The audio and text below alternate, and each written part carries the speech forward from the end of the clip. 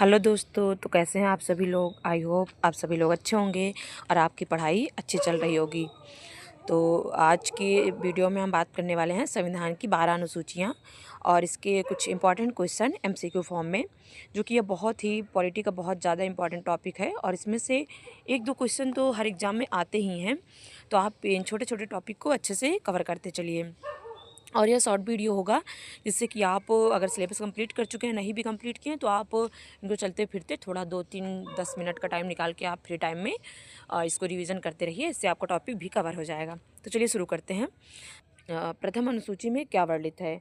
आप ये देखिए, प्रथम अनुसूची में वर्णित है राज्यसभा की शक्तियाँ, भारत के राज्य व केंद्र शासित प्रदेश, मौलिक अधिकार, आपातकाल।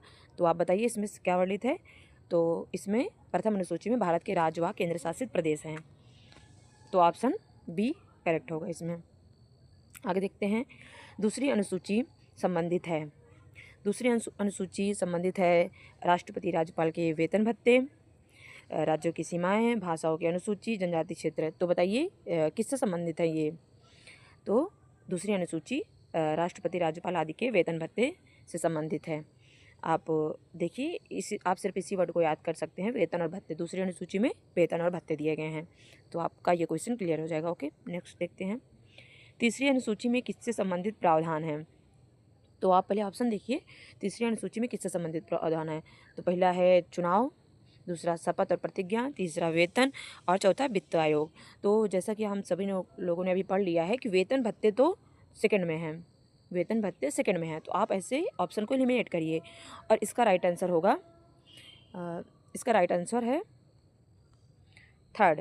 तो जैसे आप अगर याद करना चाहें तो इसमें तीसरी अनुसूची, तीसरा लिखा है, तीसरे में 3 वर्ड हैं, तो इसे शपथ में भी 3 वर्ड हैं, तो इसे हम याद कर सकते हैं। तीसरी में शपथ और प्रतिज्ञा दिए गए हैं।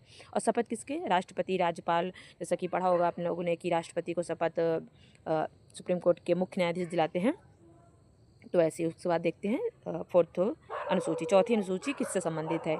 तो चौथी अनुसूची लोकसभा सीटें, राज्यसभा में राज्यों का प्रतिनिधित्व, पंचायत व्यवस्था, भाषाएं। तो आप लोग पहले ये ब्रेनस्टॉर्मिंग करिए कि आप सोचिए, अगर आपने पढ़ा है तो आपको याद आना चाहिए कि आप इस चौथी अनुसूची में क्या दिया गया है। तो इसका आंसर है बी। तो बी आंसर में क्या है, राज्यसभा में राज्यों का प्रतिनिधित्व, मतलब RS सीटों का बंटवारा। तो जैसा कि हम सभी देखते हैं कि अगर हमें कुछ चीज़ डिवाइड करना हो तो जनरली हम यही कहते हैं कि इसको 4 भागों में बांट दो। तो आप याद करिए, चौथी में बंटवारा है, राज्यसभा सीटों का बंटवारा है। ठीक, चलिए नेक्स्ट चलते हैं। पांचवी अनुसूची संबंधित है। पांचवी अनुसूची किससे संबंधित है। अनुसूचित जाति, अनुसूचित जनजाति क्षेत्रों का प्रशासन, अल्पसंख्यक पिछड़ा वर्ग। तो इसका राइट आंसर है अनुसूचित जनजाति क्षेत्रों का प्रशासन। जैसे कि आप सभी लोगों को 5 या 6 में कन्फ्यूजन होगा, तो आप ध्यान से देखिए। पांचवी में अनुसूचित जनजाति क्षेत्रों का प्रशासन है, और देखते हैं छठी अनुसूची में कि छठी अनुसूची किस राज्य से, क्षेत्र से संबंधित है। तो इसमें स्पेसिफिक राज्य दिए गए हैं। आप ये नोटिस करिए कि 5 में अनुसूचित जनजाति क्षेत्रों का प्रशासन दिया गया है, लेकिन इसमें छठी में यही पूछा जाता है कि छठी अनुसूची में कौन कौन से राज्य हैं। तो आप देखिए, असम, मेघालय, मिजोरम, त्रिपुरा। तो आप इसको ऐसे भी याद कर सकते हैं कि ATM, जिसमें मनी नहीं है। समझ रहे हैं कि ATM तो है लेकिन उसमें मनी नहीं है, तो मतलब मणिपुर नहीं है, मणिपुर इसमें नहीं है। इसमें है असम, त्रिपुरा, मिजोरम, मेघालय, और लेकिन मणिपुर नहीं है। तो इसलिए ATM याद करो और ATM में मनी नहीं है। ओके, तो देखते हैं नेक्स्ट क्वेश्चन। 7वीं अनुसूची में क्या क्या दिया गया है। तो शक्तियों का विभाजन, केंद्र राज्य संबंध, संघ राज्य और समवर्ती सूचियाँ, निर्वाचन प्रक्रिया। तो देखते हैं आंसर सी। तो 7वीं अनुसूची में संघ राज्य और समवर्ती सूची का विभाजन दिया गया है। जैसे इसका डिटेल में भी है, लेकिन ये शॉर्ट वीडियो, तो बस आप याद करिए कि किस में क्या दिया गया है। नेक्स्ट वीडियो में हम कवर कर लेंगे कि संघ में जैसे विषय होते हैं कि कितने विषय दिए गए हैं संघ में, कितने राज्य में, कितने समवर्ती सूची में। और जैसे आपने पढ़ा होगा कि कौन से बॉरोड फीचर, कि कौन से तत्व कहाँ से लिए गए हैं, कहाँ से संविधान से लिए गए हैं। तो आपने ये भी पढ़ा होगा कि लिस्ट जो है, ये लिस्ट जो है संघ राज्य और समवर्ती सूची में कि कौन कौन से विषय आएंगे, इस लिस्ट को ऑस्ट्रेलिया से लिया गया है।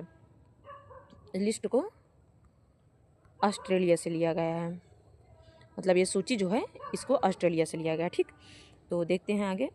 8वीं अनुसूची किससे संबंधित है। 8वीं अनुसूची जनजातियाँ, भाषाएं, पंचायत, नगर निगम, तो जनजातियों को तो हमने देख लिया है कि छठी और पाँचवीं छठी में, तो छठी में स्पेसिफिक राज्य दिए गए हैं।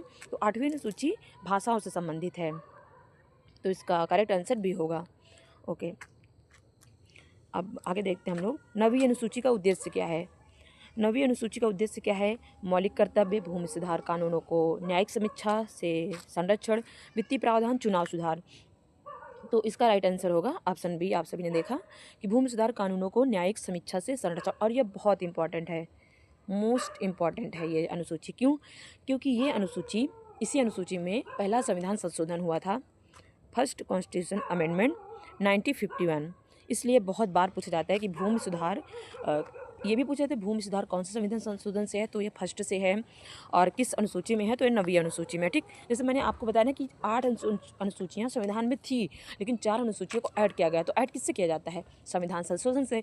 तो ये याद करिए कि पहला संविधान संशोधन जो हुआ वो 9वीं अनुसूची से ऐड हुई, और ये कब हुआ कि पहला संविधान संशोधन 1951 में हुआ। इससे भूमि सुधार जोड़ा गया। ठीक, नेक्स्ट देखते हैं 10वीं अनुसूची।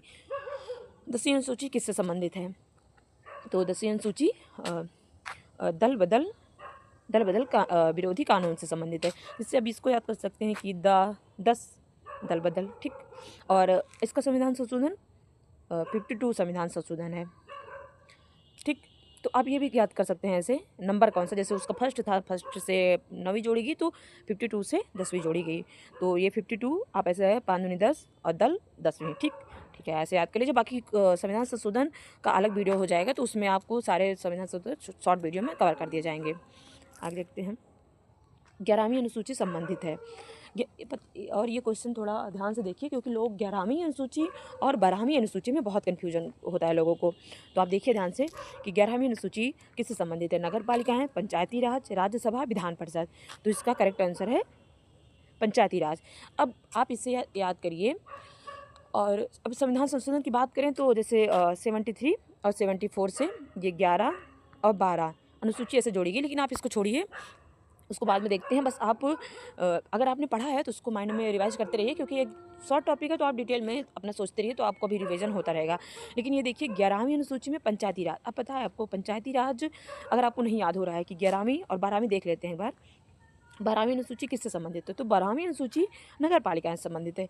अब देखिए आप कि 11 पहले आ रहा है, 11 पहले आ रहा है, तो इसमें पंचायती राज, पंचायत छोटा होता है, तो इसमें पंचायती राज आएगा, 11 में पंचायती राज आएगा। ठीक, और अब 12 इसके बाद आ रहा है, और 12 बड़ा भी है, तो देखते हैं, तो 12 में नगर पालिका आ जाएंगी। तो आप इससे याद करिए, क्योंकि थोड़ा कन्फ्यूजन हो जाता है कि कब हुआ, कैसे हुआ, किस मतलब कौन से किस में है, तो आप ऐसे इसको याद करिए। तो आज का ये टॉपिक कवर हुआ, और आप इसे रिवीजन करिए। अगर आपको नहीं याद हो रहा तो बस शॉर्ट वीडियो है, 2-3 बार आप देखिए और इस टॉपिक को रिवाइज कर लीजिए। और जैसे इसकी डिटेल में क्वेश्चन है, जो कि इसमें विषय भी होते हैं कि 11वीं अनुसूची में 29 विषय हैं, 12वीं में कितने हैं, तो ये विषय भी पूछे जाते हैं 11वीं अनुसूची में। लेकिन अभी इस वीडियो में हम सिर्फ इतना बात कर रहे हैं कि आप बेसिक जान लीजिए और रिवाइज थोड़ा कर लीजिए किस में है, क्योंकि बहुत बेसिक क्वेश्चन होते हैं, लेकिन गलतियाँ हो जाती है इसमें। तो आप जितना रिवीजन कर लेंगे उतना गलती के चांस कम रहेंगे। Okay, so thank you everyone for watching this video, and please like, share and subscribe this channel if you like the video. और अगर आपको कोई डाउट हो then please comment below, I will make sure to reply those comments. Okay, और आप तैयारी अच्छे से करते रहिए, आपका सिलेक्शन ज़रूर होगा।